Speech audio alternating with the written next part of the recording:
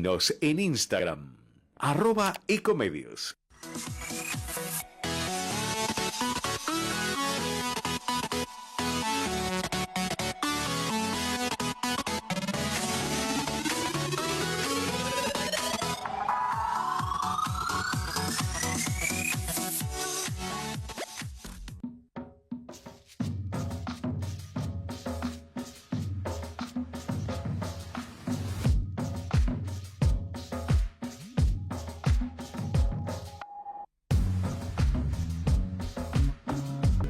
Buenas tardes, bienvenidos a una nueva entrega de este programa que tiene por nombre hace más de 20 años, Entre Ustedes y Nosotros, con un conductor que lo creó junto con otras personas en ese momento, pero hoy sigue vigente, el doctor Jorge Enríquez, que en unos minutos está ya conectándose.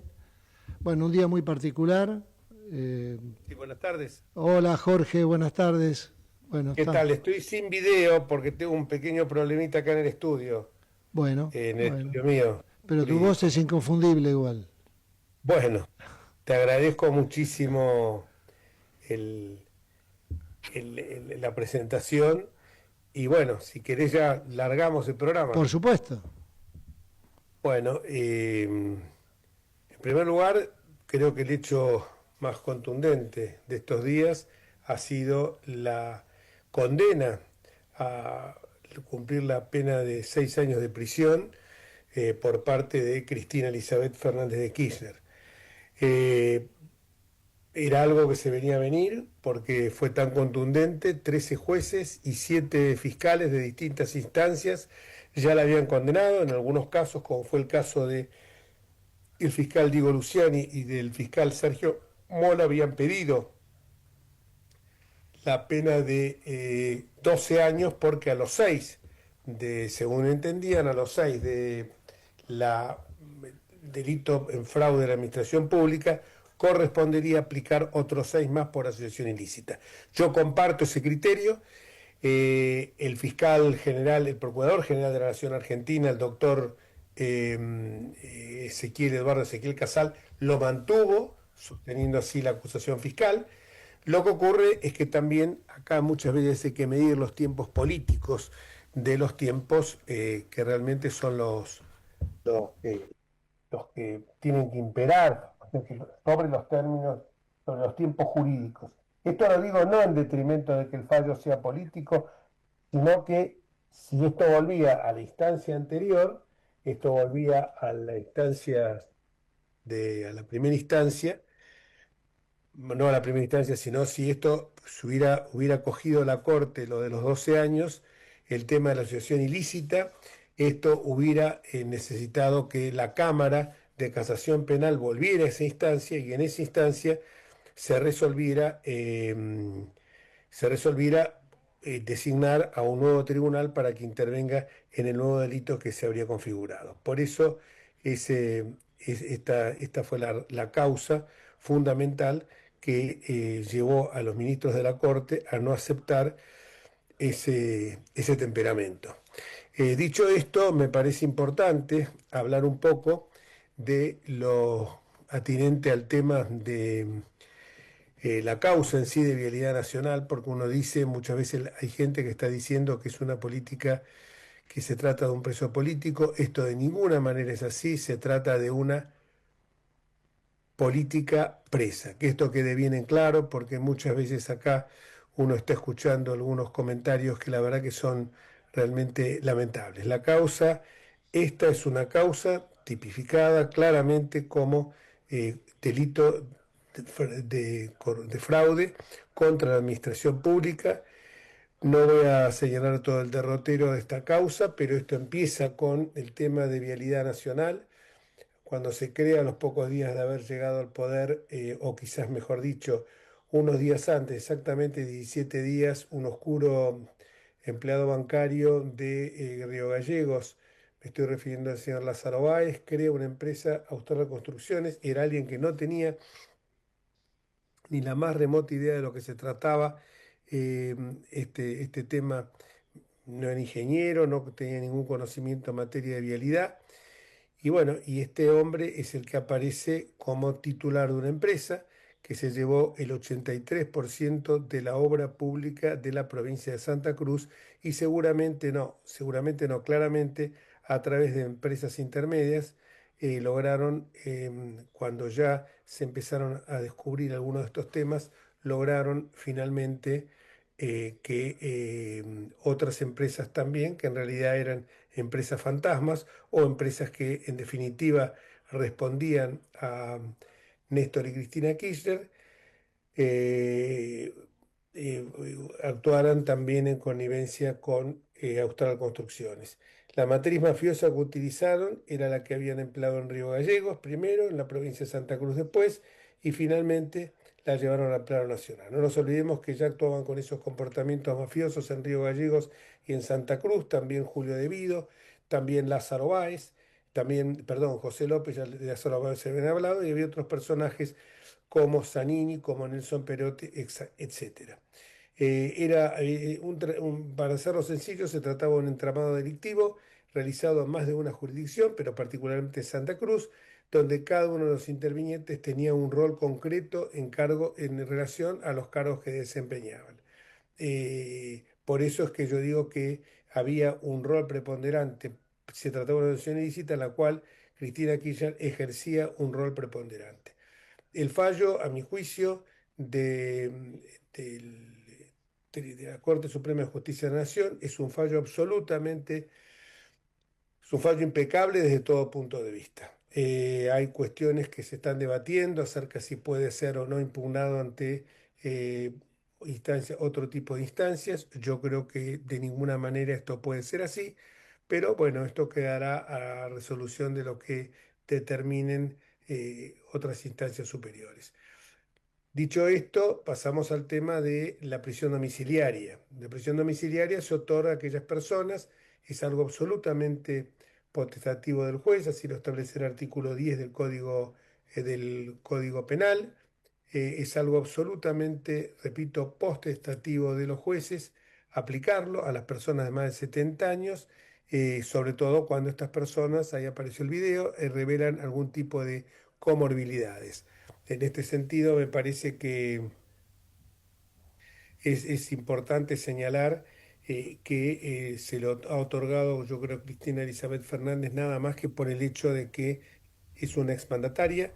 No estoy de acuerdo con esto, ya estamos viendo los trastornos que está produciendo, no puede tener un régimen especial, esto de que tenga manicura, pedicura, etcétera, peluquera y otras cuestiones, me parece que no lo tiene un preso común. Y ella es, en definitiva, a lo mejor no enviarlo a un establecimiento tumbero, por así llamarlo, o a las cárceles que tiene el Servicio Penitenciario Federal, que la verdad que son verdaderos antros, y llevar una situación de degradación. No nos olvidemos, insisto, que es una ex presidenta de la República, pero tampoco se le puede imponer, permitir de que tenga privilegios que otros presos no tienen. De todas maneras, creo que acá también hay que medir las consecuencias políticas que esto puede tener. Yo hubiera preferido que le hubieran dado la prisión domiciliaria, pero en un lugar, en Calafate, que era su lugar en el mundo, pero lo que ocurre es que en Calafate muchos dijeron que era transformar una nueva Puerta de Hierro, haciendo un remedio a lo que fue en la época de Perón, la famosa residencia madrileña. Eh, pero creo que esto hubiera servido para a lo mejor para no enfervorizar tanto a la gente. Hoy la manifestación fue bastante tranquila. Evidentemente no se cumplió con el protocolo antipiquetes. Yo creo que también este protocolo antipiquetes, que es, a veces digo que es medio de la boca para afuera cuando algunas autoridades nacionales, por caso de la ministra de Seguridad, lo proclaman, porque se puede aplicar en determinadas circunstancias, en otras no. Entonces, ser bravucón diciendo que yo controlaba la calle y después resulta que el tránsito, los que hemos andado por la ciudad hemos visto, es un caos. Entonces quiere decir que en determinadas circunstancias este protocolo antipiquetes no se puede aplicar. Eh, Creo que cortame cuando tengamos Sí, ya en sí, línea sí, sí, no te a nuestro preocupes. amigo Julio Bárbaro. Lo que sí creo que es importante que, bueno, el derrotero de toda esta cuestión, no hace falta que hablemos de todo lo que sucedió después a lo largo de estos 17 años que duró desde que empezó la investigación impulsada por el periodista Jorge Lanata, por la dirigente política Elisa Carrió, que la realizaron dos fiscales excelentes como Gerardo Polichita y Ignacio Maíquez, y que después fue continuada también, obviamente, por el fallecido juez Claudio Donadío, pero evidentemente no podemos estar 17 años con un juicio. Creo que hay que reformar un poco nuestro sistema judicial. Yo creo que no es, como dicen por ahí algunos, que los jueces son cobardes, que no se animan a aplicarle. Yo creo que en todo tiempo y lugar los jueces tienen que aplicar las normas de acuerdo a las condiciones sociales, a las condiciones en que desenvuelve su vida normal una comunidad. Si bien es cierto que no puede tener, como vuelvo a insistir, privilegios porque no se aplica esto automáticamente a las personas de más de 70 años, sino solamente cuando se evidencia que estas personas pueden tener algún tipo de comorbilidad o de alguna afectación que haga la necesaria y urgente atención médica, o que tengan situaciones de carácter psicológico extremos. Creo que se podía haber señalado otro lugar de detención y no en el barrio de Constitución, en un lugar que sabemos que aparte es trasbordo para toda la gente que vive en el sur del conurbano bonaerense, con el trastorno que ello ocasiona, como también el trastorno que ocasiona a la gente que vive en el barrio de San Telmo y Constitución. Por caso, hace una semana que los chicos que van a los establecimientos educativos de la zona no pueden tener la currícula normal. Entonces me Jorge, parece ya que está, si querés, Julio Bárbaro te está escuchando, para que lo sepas. ¿Qué tal? ¿Cómo te va, Julio? Estábamos hablando recién de todo el tema inherente a la detención, mejor dicho, a la detención, a la prisión domiciliaria, la posibilidad de que Cristina Kirchner pueda tener un trato diferente al que otros reos no pueden acceder, merituando también las condiciones de expresidente de la Nación. Yo creo que el artículo 16 es muy claro: todos los habitantes somos iguales ante la ley, así que de la Constitución Nacional, obviamente. Entonces creo que debería ser esto una norma para todos. La ley, como decían los romanos, dura lex sed lex, la ley es pareja para todos. Dicho esto, te damos la bienvenida a nuestro programa de la tarde, entre ustedes y nosotros, y querría escuchar tu opinión al respecto, tanto del fallo como de este tema de la prisión domiciliaria, y también del sentido aleccionador que para todos los gobernantes debe tener este fallo, porque esto es como la guillotina de Robespierre, ¿no? No sea cosa que tanto han insistido con esto que después termine arrastrándolo al propio Robespierre, ¿no?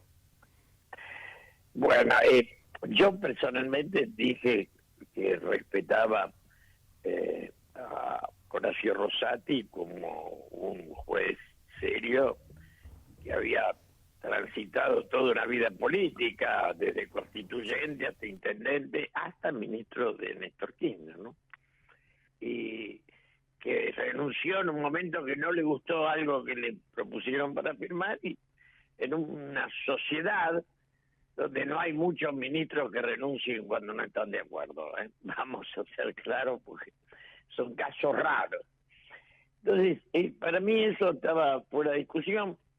Me duele mucho la herida que se da sobre una sociedad donde la grieta se profundiza cada vez más, y soy consciente de que sobre ese conflicto no hay futuro, porque las sociedades que han salido... Yo estaba en España exiliado cuando se dio el encuentro entre el Partido Comunista con Santiago Carrillo y González Fraga, el jefe del franquismo, y de ese encuentro se hizo un país, y había 1 millón de muertos, ¿no?, sobre su espalda, en una guerra civil que fue pesada, en serio. Entonces, a mí me parece que una cosa es la condena, otra es el afecto de la gente, a la que respeto, porque si algo uno respeta son las pasiones ajenas, no son las propias, pero Y lo que me duele es que no haya gestos de intentar superar esta conflictividad que la tenemos desde hace 40 años, ¿no? Sí, la verdad que realmente eso es preocupante y parecería que hay como un ensañamiento, un propósito claro de cabalgar sobre ese odio y cada vez se implementa desde lo más alto del vértice del poder político, porque me parece que las declaraciones tanto de Milei como de muchos de sus acólitos, más allá del lenguaje soez y vulgar con el que las proclaman, me parece que esas manifestaciones lo único que hacen es atizar más el fuego. La propia declaración con esto repudié por las redes sociales el atentado que sufrió José Luis Esper, como repudié siempre todo tipo de escrache, desde aquellos famosos escraches que le hicieron en su momento a Roberto y a Juan Aleman y a Sí, otros sí. dirigentes. Entonces, también, pero también hay que recordar que hace pocos días en un ámbito académico, en un ámbito universitario, el señor Esper se despachó contra la hija de Cristina Fernández, que no tiene nada que ver con lo que pudo haber hecho la madre. O sea, hay como una suerte si en algún momento el tema famoso de la caja de seguridad, hay como una suerte de obediencia de vida también en eso, ¿no? O sea, una forma irresistible que la chica no podía, pero que evidentemente la chica se vio beneficiada con los robos de la madre, sí, pero eso no justifica de que la insulte de arriba abajo, porque parece que ahí ya se degrada todo. En una universidad que no es de izquierda ni nada por el estilo, pero además el ámbito de lo académico obliga a un lenguaje coherente con el lugar. A mí me Seguro. pareció absurdo. Yo he dado charlas en la UCA, en muchas universidades, en muchos lugares, y nunca se me ocurriría agredir de una manera tan grave a otro. Me pareció, bueno, se tuvo que retirar. Me dolió porque es como que los argentinos de un lado y del otro vamos avanzando y la política es entre adversarios, entre enemigos no hay política, hay guerra, ¿no? Seguro. ¿Cómo ves esto, el gobierno actual, cómo lo estás viendo, con todas estas cosas que más allá de que la parte económica puede estar funcionando medianamente bien, me estoy refiriendo a la macro, porque la micro uno lo está viendo en la calle, donde, bueno, nosotros vivimos prácticamente en el mismo barrio, vamos a comer en los mismos restaurantes y tenemos la suerte todavía de hacerlo, ¿no? Julio, pero el otro día estábamos en un restaurante donde creo que estaba la mesa donde estabas vos y la mía, nada más. Y todos bajamos, yo iba a ese restaurante que el mío, una y hasta 2 veces por semana, y ahora voy cada 15 días. Entonces, digamos, a todo nivel hemos ido bajando consumo, y esa baja de consumo, que para nosotros no es grave, es también la baja del consumo de carne, de leche, que es un dolor muy grande. Entonces, la moneda es importante, la estabilidad, parar la inflación, pero en los cementerios no hay inflación. Digo, si esto implica detener la producción y el empleo, es grave, ¿no? Es una discusión. El gobierno de Alberto Fernández fue el peor de la historia. Y el de Alfonsín yo lo reivindico como el mejor del proceso desde el momento que volvimos. Totalmente de En acuerdo. imagen, en contextura, en la forma. Yo entré a la plaza con Dante Gullo, que en paz descanse, en apoyo cuando fue la sublevación de los Carapintadas, en una columna. O sea, era un momento de acercamiento de los políticos que después se agrietó y caímos de nuevo en esta estupidez de enfrentamiento en la cual los partidos se debilitan y los intereses se fortifican, ¿no? Totalmente de acuerdo. Recordemos el balcón de Cafiero y Alfonsín cuando Alfonsín fue a Campo de Mayo. Yo estaba en la plaza sobre el lado, seguramente yo estaba sobre el lado izquierdo y vos estarías sobre el derecho. Yo estaba más Ah, próximo sí, a la sí, sí, catedral sí, y vos sí, del otro sí. lado. pero evidentemente no hubo ningún tipo de fricciones. Yo me encontré con muchos amigos míos peronistas con los cuales hablaba perfectamente y no existía ni siquiera el prejuicio de que si yo me acercaba a hablar con él, el de mi partido político iba a ver como que estaba cometiendo un acto de traición. Y hoy esas cosas, ¿qué estabas haciendo hablando con fulano? Te pueden decir. Tenés que, aparte, cuando yo opino en contra de este gobierno, tengo que aclarar previamente que tengo 10 denuncias penales. Una que entré como querellante, que fue la causa de vialidad, que no hice más que aportar un mínimo granito de arena, pero tengo que aclararlo, porque si no dice no, ya enseguida te etiquetan kirchnerista. Entonces, viste, esto Sí, es sí, serio, sí. Eh, yo pero es así. nunca, estuve en el gobierno de Néstor, en el de Cristina me fui absolutamente porque con ella había una soberbia y una necesidad de obediencia a la cual yo nunca estuve dispuesto. Entonces, bueno, la gente, hay mucha gente que la recuerda, yo hoy veía lo de la plaza, me dolía porque, bueno, el recuerdo de esa gente eran épocas positivas y en el mío no tanto, pero son distintas miradas. Ahora, no tenemos dirigencia política, no la tiene el Claro. peronismo, ni el radicalismo, ni los conservadores, digamos, estamos en manos de ensayos que no tienen profundidad, de aficionados. Aficionados, pero que tienen un plan, ¿eh? O sea, que es entronizarse. Ellos tienen no un esquema de gobierno, sino un esquema de poder.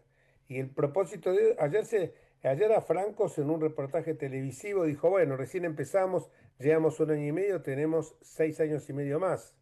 Yo me pregunté a mí mismo, ¿qué dijo este muchacho? Hasta donde yo sé, la Constitución no se reformó. Los periodos son de 4. O sea, que no están hablando de la reelección. Imagínate que si vos estás pensando, no estás gobernando, estás teniendo un esquema de poder. Y cuando vos tenés un esquema de poder, vas a sacrificar muchas cosas, incluso aplastar el dólar, como por ejemplo, y a la Argentina no viene la gente porque el dólar está para el extranjero, es malísimo venir a la Argentina. A diferencia que hemos vuelto a la época de Martínez Dios. Todo eso me preocupa y me preocupa también que voces como la tuya no se escuchan, o porque no se escuchan, sí, se escuchan, me refiero, pero no se escuchan como deberían estar mucho más reproducidas, o sea, tendría que haber más gente. Creo que hasta hay un miedo de decir, vos tuviste una declaración muy fuerte y muy valiente, que yo te daba el pie con esto de Robespierre y la guillotina, no sea cosa que después se le aplique, que dijiste que también el gobierno de Milei puede llegar a tener, de hecho, el caso Libera es un caso de corrupción, o sea, no vengamos Sí, con que sí, es sí, una... sí. Es un pacto de- mira, es muy difícil porque los periodistas dicen alegremente lo que no está vigente es el espacio del centro. El espacio del centro es el de la cordura. Yo fui diputado cuando Balbín lo despedía a su viejo adversario. Y era un país que se había encontrado a sí mismo. Y ese país lo destruyó la dictadura, pero después lo destruyó la política nuestra. Nosotros tenemos que hacernos cargo de haber profundizado una grieta que no tiene sentido y que no le sirve a nadie, ¿no? Y de todos lados. Lo que pasa es que también a uno le choca cuando, por ejemplo, todos estos muchachos, que están muchos de ellos en el gobierno, vos le conocés el pedrié. O sea, a mí que no vengan a hablar de casta, porque yo con el aprecio que le tengo a Francos, que lo conozco desde el año 73, mirá desde cuándo, debe ser más o menos una niña porque lo conocés vos, más casta que Franco no se consigue. Eh, entonces, Son los que se agacharon en todos los gobiernos. Yo, cuando Cristina eligió a Scioli, me fui a trabajar con Macri. Y me dije consta. claramente,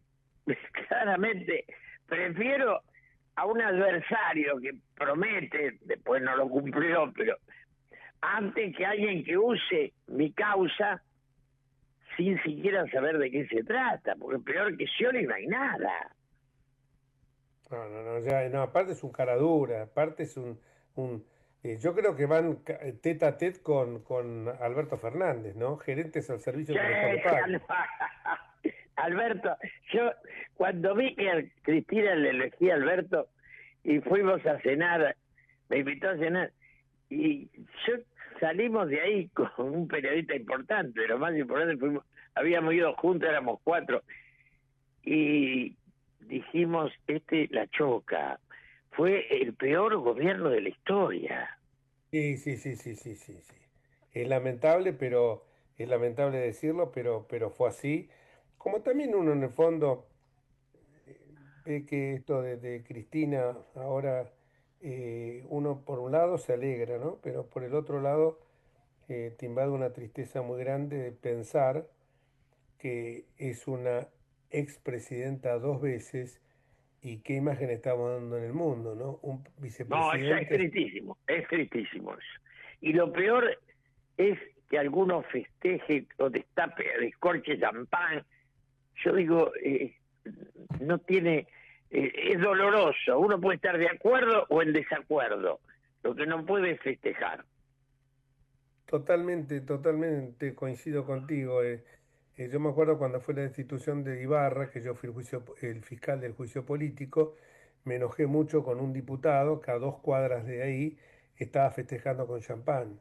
Un diputado que estaba en la comisión juzgadora, y me enojé mucho porque yo hasta en el alegato dije, más de uno me dijo de boca para afuera porque por dentro te debes estar festejando el fallo.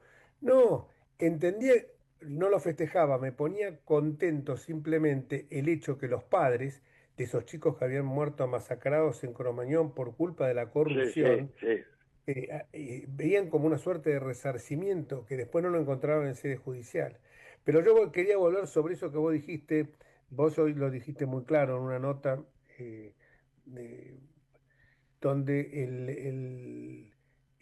lo mismo que estoy diciendo ahora yo, de que es triste que eh, una presidenta haya terminado presa, eh, y, y vaticinás un destino semejante al de Cristina para Milei. A mí Milei me parece que es un empleado de algunos grandes empresarios. No tiene originalidad. Conozco algunos de sus gestores. Me parece que una cosa es la libertad y otra es la codicia. La política tiene que ser ocupada por aquellos que piensan en lo colectivo. Y eso no está presente. Entonces, cuando te dice José Luis Esper que proteger es cazar en un zoológico, y vos ves lo que está haciendo Trump, o Trump está loco o Esper está loco. Yo creo que el que está loco es Esper, ¿no? Digamos, el proteccionismo existe en la humanidad. Seguro, seguro, de eso no hay ninguna duda. Además, uno tiene que tener una visión un poco más empática con sectores que están tan postergados, jubilados, con los chicos con discapacidad. Sí, Que sí, la sí, con votación. el Garrahan. Lo del Garrahan es atroz. Y con el Garrahan todavía que yo escucho algunas voces, y no justamente del liberalismo, del libertarismo, no del liberalismo, del libertarismo, que te dicen, bueno, pero el Estado no tiene por qué pagar la capacitación, pero están dando un servicio al Estado. Se ha llegado a un nivel de analfabetismo social brutal, ¿no? Porque hay individuos que dicen cosas como si no tuvieran conciencia de que están diciendo una burrada y definiendo su mediocridad. Exactamente. La verdad que siempre un gusto escucharte y con la lucidez de toda la vida servís al pueblo. Digo, cuando cuando continuás expresando estas voces de libertad, de sentido común, de raciocinio, de buscar, como decía Francisco, ¿no? De construir puentes y no levantar muros. Así que te agradezco realmente y que sigas Bueno, con la misma vocación de siempre. gracias a Quedamos vos, un pues. abrazo grande y yo pienso lo mismo de vos, desde ya. Un abrazo grande. Un abrazo gigante, te agradezco infinitamente, demasiado grande el elogio me queda. Un abrazo Gracias. grande, ¿eh? Sobre todo proviniendo de un capo como vos. Bueno, Vamos al corte, eh, ¿qué te parece? Ah, sí, señor, nos hemos ido. No, estamos bien, pero vamos al corte y seguimos con el programa. Bueno, avísame cuando lo... Sí, Bueno, sí, no te preocupes. seguimos con el programa, pero avísame cuando Vamos lo la radio, somos tu voz. Vamos con Eco, siempre la verdad y la mejor información. El mejor gimnasio te espera. Elegí las clases que quieras.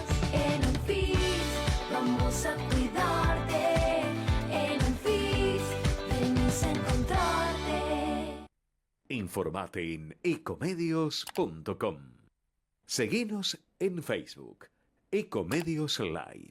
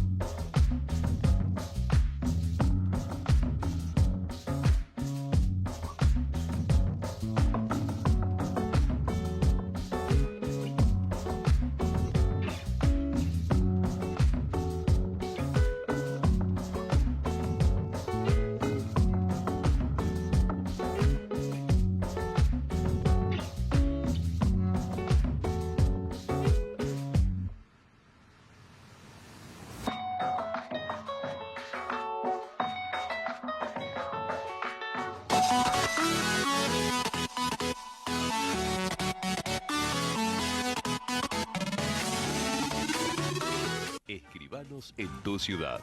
Nuestro consejo es prevenir problemas. Colegio de Escribanos de la Ciudad de Buenos Aires. Consejo Federal del Notariado Argentino. El Colegio Profesional Inmobiliario auspicia este programa.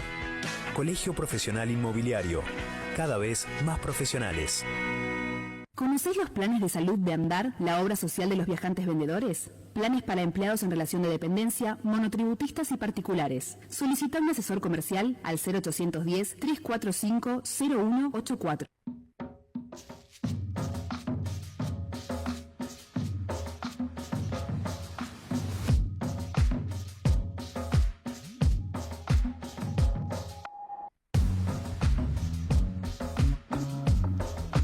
Continuamos con el programa. Jorge, ya te está escuchando el doctor Félix Lonigro. Hola Félix, ¿cómo te va? Hola, ¿qué tal? Buen día, buenas noches, perdón, ya. Buenas noches. ¿Cómo andás? Bien, mira, varias preguntitas queríamos saber, desasnar contigo algunos temitas que hoy se han suscitado. En primer lugar, el tema de la prisión domiciliaria, que mucha gente ha entendido, más allá de lo que dice la letra clara del artículo 10 del Código Penal, que se debe aplicar automáticamente, por un lado, y por el otro lado, el otro tema que también nos preocupa es si este tipo de manifestaciones son compatibles con manifestaciones como la que hizo públicamente, no las de la gente, sino la que hizo públicamente como una suerte de arenga política, bastante bien disimulada por parte de Cristina Kirchner. Si esto realmente no está entorpeciendo el otorgamiento de la domiciliaria que se le ha dado. Bueno, a ver, indudablemente que lo que pasa es que Cristina Fernández es una provocadora profesional. Era esperable que no se quedara sentada en el sillón mirando series. Claro. Iba a tener esta impronta, siempre desafía y tira de la cuerda y obviamente no está dispuesta, y por eso no se fue al Calafate a hacer, o no propuso Calafate como domicilio para hacer prisión domiciliaria, porque ella justamente lo que quería era esto. La decisión que tomó el Tribunal Oral ayer de conceder la prisión domiciliaria, pero además establecer una serie de restricciones, fue fue muy clara. Cristina Fernández no puede realizar actos que perturben la tranquilidad pública. Esto del balcón que siempre se habló, bueno, así está contenido el balcón, porque no es el balcón en sí mismo, sino es el balcón que puede usar. Ella hoy pidió que le dijeran si podía usar el balcón. Eso es una provocación. Ella sabe que puede tranquilamente usar el balcón. El problema es qué hace desde el balcón. Ahora, hoy, redobló la apuesta enviando un audio a la manifestación donde estaba en el Plaza de Mayo, y esto es algo que se lleva de bruces con la restricción que ella tiene. A ver, por un lado es cierto que nadie le puede impedir que se exprese, pero lo que pasa es que esto es una forma de expresarse políticamente, indudablemente se expresó políticamente, y si bien no le alcanza la inhabilitación para expresarse, porque es para ocupar cargos públicos, y por lo tanto para presentarse a la elección, pero indudablemente esto que está haciendo es política. Entonces, una cosa es expresarse y otra cosa es expresarse políticamente. Yo entiendo que esto empieza a transitar por una línea muy delgada entre lo que puede y lo que no puede hacer. Cristina Fernández no puede hacer política.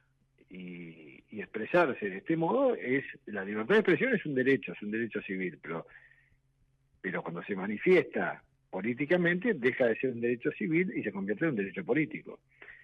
Por lo tanto, creo que está jugando con fuego e indudablemente, si esto subsiste en el tiempo, y bueno, es muy probable que le apliquen nuevas restricciones a lo que puede hacer como condenada. Y de última, hasta inclusive no descarto que de seguir esto así, directamente le revoquen la prisión domiciliaria. Estuve estudiando el tema y realmente es como vos decís, incluso hay algunos fallos que señalan que no hay prohibición general del uso de medios de comunicación de cualquier tipo de la prisión, pero siempre que existan razones específicas y fundadas. O sea que me parece que acá ya la limitación de su uso se ve claramente porque evidentemente ya está en cierto modo llamando a la gente a manifestarse, enalzarse contra los poderes constituidos, porque la necesidad de hablar de que la gente fuera a Plaza de Mayo y que por qué no fueron a la Corte o no fueron a otros o a Comodoro Pi, fueron a Plaza de Mayo porque era una manifestación de tinte político que ella porque, a ver, si esto ya lo manda incluso más por sus redes sociales, es una cosa, pero Urbi et Orbi, que se escuche la voz de ella y encima no era un mensaje grabado, sino que era en vivo, entonces, que incluso hubo un ida y vuelta, ¿no? O sea que me parece que acá estamos caminando por una cornisa muy delicada. No, por supuesto. Y de persistir esto así, esto no va a terminar como ella quiere, la va a terminar perjudicando su narcisismo, su mesianismo, en fin, creo que está jugando con fuego y probablemente termine. Pero claro, esto va a generar más todavía una batahola en sus seguidores y se restringen más si esto termina como es previsible. Pero bueno, es lo que ella quiere, en definitiva. Yo creo que ella quiere gran escándalo con su prisión. Va a ver que la justicia va a tener que ser muy prolija en esto, ¿no? O va a tener que tener paciencia o va a tener que ser muy firme, las dos cosas. Otro tema que también me preocupa, porque más allá que el fallo, por más que se digan pavadas, el fallo fue totalmente ajustado a derecho, la fundamentación del mismo, si Cristina hizo una defensa técnica, no hizo una defensa técnica, sino una defensa política, era porque evidentemente no tenía argumentos técnicos para poder rebatir las graves acusaciones en su contra. Pero más allá de esto, creo que la sentencia, desde mi punto de vista, de la Corte fue absolutamente impecable. Pero ahora empiezan a correr algunas voces, como por ejemplo lo escuchaba a un abogado de ella, diciendo que Dalbón. estaba en ese Dalbón, Gregorio Dalbón, el que lucró con las víctimas de los accidentes de tránsito. Estaba diciendo Dalbón en Europa, le decía que estaba en La Haya, y que estaba haciendo una presentación. Una cosa disparatadísima, porque La Haya no interviene en estas cuestiones, sino que estas cuestiones son resorte, intervienen cuestiones entre estados. Pero, por otro lado, escuchaba que también puede existir la posibilidad de la revisión de la sentencia condenatoria en tribunales internacionales. ¿Cómo ves esto vos, a la luz también de lo que dice la Constitución nuestra en el 75, inciso 22, ¿no? O sea, de los tratados con las demás naciones y con organizaciones internacionales? Bueno, a ver, el Pacto de San José de Costa Rica, que es la Convención Americana de Derechos Humanos, ha creado estos dos órganos, son la Comisión Interamericana de Justicia y la Corte Interamericana de Justicia. A la Corte Interamericana los estados, llegan solo los estados, no llegan los individuos. Cristina Fernández no puede llegar directamente a la Corte, tiene que pasar previamente por la Comisión Interamericana. La Comisión Interamericana puede intervenir en algún asunto en tanto y en cuanto, justamente para analizar si la afectación al derecho de quien hace el reclamo, en este caso Cristina Fernández, ha sido arbitraria, o sea, si el derecho vulnerado ha sido arbitrariamente vulnerado. Si en el caso de un juicio, si no se respetaron el derecho de defensa, más que nada, y la Corte interviene cuando hay cuestiones, cuando hay detenciones arbitrarias, como pasó con Petro, con Gustavo Petro, a quien ahora pretende invocar como antecedente, cuando no tiene nada que ver, porque Petro era un alcalde, estaba en funciones, Cristina Fernández no, fue destituido políticamente, Cristina Fernández fue condenada después de 17 años en proceso. Así que indudablemente, si lo que se va a analizar, porque esto es lo que se va a analizar, es si las garantías constitucionales en juicio, Cristina Fernández está perdida.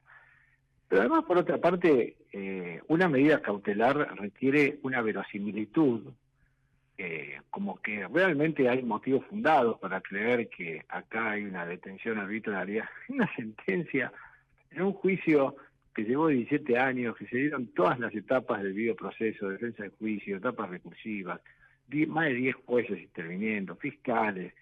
Realmente es tan absurdo creer que puede tener algún éxito allí en el ámbito internacional, que sinceramente, y además aún cuando lo tuviera, ya nuestra Corte tiene dicho, en el caso Fontevecchia, que no hay una cuarta instancia en los organismos internacionales.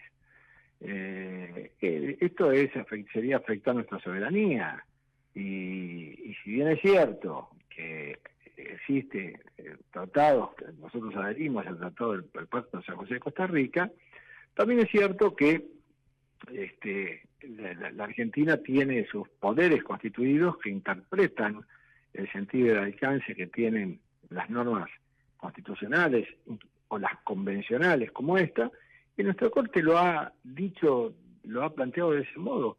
En todo caso, dijo la Corte, si la Comisión Interamericana o la Corte Interamericana hacen recomendaciones o hasta intimaciones inclusive a los órganos políticos, no va a decir pase. Pero jamás se puede entender que la Corte pueda dar vuelta una sentencia de la última instancia que hubo en la Argentina, que es la Corte Suprema, porque si no, insisto, estaríamos en que la condena no quedaría firme hasta tanto no intervenga la Corte Interamericana. O sea, le estiraríamos la ejecutoriedad de una sentencia, cosa que es realmente absurdo. Así que, por ese lado, a lo que me parece que apunta Cristina Fernández es a victimizarse internacionalmente, a decirle al mundo, bueno, fíjense que esto es indignante, mostrarse indignada, ¿no?, frente a esta situación, pero que yo creo que de antemano sabe que de allí no va a resultar absolutamente nada. Sí, yo también pienso lo mismo. Lo que pasa es que apareció, cuando era diputado estaba en la Comisión de Implementación del Código Procesal Penal Federal y hay una norma de la cual que han mentado mucho en estos días, que es el artículo 366, un inciso F, que habla de la revisión de la sentencia condenatoria firme. Y dice que en uno de sus incisos, dice que la revisión procede por los motivos siguientes. Y dice, por ejemplo, cosas que son muy lógicas, como que la sentencia se haya apoyado en prueba documental o en prueba testimonial cuya falsedad se hubiera declarado en un juicio posterior, prevaricato, cohecho, se descubrieran nuevos hechos que demostraron que la persona... Y un inciso que está fuera de toda lógica, que yo creo que se hizo para satisfacer las inquietudes de Zaffaroni, que en ese momento batallaba mucho en la Corte, tallaba mucho en la Corte Internacional de Derechos Humanos, donde dice que se podrá revisar si se dicta en el caso concreto una sentencia de la Corte Interamericana o una decisión de un órgano de aplicación de un tratado en una comunicación individual. Una norma más oscura no hay, pero se tratan de agarrar a esta norma. Yo creo que esta norma no dice nada, porque lo que está diciendo es una sentencia, que se tiene que dictar la sentencia, y la sentencia de la Corte Interamericana tiene que referirse a que fue dictada contrario al derecho, y esto obligaría a que tuviéramos una norma supranacional que, como decís bien vos, no permitiría que las condenas estuvieran nunca firmes. Pero se agarran de esto por una redacción, por un lado temeraria y por el otro lado evidentemente sesgada y sumamente intencional, ¿no? Bueno, por eso digo que en realidad van a intentar patalear en ese ámbito, porque es a donde se llega, a donde el escenario, el contexto, el concierto de las naciones se escuchan o se pueden hacer oír desde ahí, pero justamente es para mostrar indignación, porque yo creo que saben que en la práctica no pueden tener éxito. Yo creo que la única posibilidad que tiene que quedar libre es con un indulto. Y así todo tenemos que obviamente hablar de la imposibilidad de un indulto para un delito que constitucionalmente está asimilado al atentado contra la democracia y el orden constitucional, que son indultables según la misma Constitución. Así que por supuesto yo entiendo que tampoco puede ser indultado, y aún cuando el indulto procediera, creo que por interpretación restrictiva de este instituto, entiendo que tampoco abarcaría la accesoria e inhabilitación perpetua para ocupar cargos públicos. Pero claro, bueno, esas serán discusiones, se darán oportunamente, ¿no? Mientras tanto, creo que Cristina se tiene que ir haciendo la idea de que va a tener que cumplir la condena, por lo menos los 2/3, que es para lo que sea la libertad condicional. Sí, totalmente de acuerdo. Yo mismo te señalaba de que cuando advertí ese artículo, ya te digo, estaba en la Comisión de Implementación del Código Procesal Penal Federal, una comisión bicameral, y presenté un proyecto que después no se perdió, dejó de tener estado parlamentario, solicitando la eliminación de ese párrafo. Y Urtubey, que era senador, y muchos senadores y diputados lo vieron con buenos ojos. Después es un poco como que hay un prejuicio que no te podés meter con tratados internacionales, que te puede ocasionar un problema, pero me parece que tampoco podemos ir aceptando esto, que haya normas por sobre nuestro derecho vigente, ¿no? Vos lo decís, sí, por supuesto. Lo tratás muy bien en tu obra manual, de derecho. Sí. Exactamente. Te agradezco muchísimo. Y en esto... Sí. No, digo que en esto la Academia Nacional de Derecho es muy clarita, cuando no entiende que la jerarquía constitucional que se le asignó a los tratados, pueden colocar a los tratados al lado de la Constitución, pero nunca abajo. Y ese famoso artículo 27 que dice que todos los tratados deben estar de acuerdo con los principios de la Constitución Nacional, ni siquiera ha sido modificado en la reforma de 1994 y sigue estando vigente, así que bueno. Exactamente, el 27 es clarísimo. Es clarísimo, o sea que, Es clarísimo. bueno, toda esa parte no se tocó, porque si se tocaba toda esa parte, la parte Sí, nada. de No, no lo declaración podían porque la ley declarativa lo prohibía, entonces bueno, les quedó un mamarracho ahí hecho en el artículo 75, inciso 22, que realmente, bueno, pero se ha generado una nueva discusión doctrinaria en eso. Desde la reforma del 94 venimos discutiendo ese tema, y lo seguiremos discutiendo mientras siga estando allí vigente, ¿no? Bueno, muchísimas gracias, siempre muy claro para explicar todos los temas constitucionales. Un fuerte abrazo, Félix, y Bueno, gracias no, por esta gracias. tarde. Gracias, Jorge, que siga muy bien. Hasta luego. Hasta luego, Hasta muy luego. amable. Y bueno, nosotros te quiero simplemente, ya en estos minutos finales, señalar algo que me parece importante. Hoy hubo un documento emitido por la Fundación Pensar del PRO, donde se marcan déficits en materia política y económica, básicamente eh, solicitando la necesidad de construir un nuevo consenso sobre el rol del Estado. Recuerdo, me repiquetea en la cabeza aquella famosa frase de Willy Brandt, el canciller de la democracia cristiana alemán, hoy sería considerado zurdito o comunista, que decía: cuánto mercado como sea posible, cuánto Estado como sea necesario.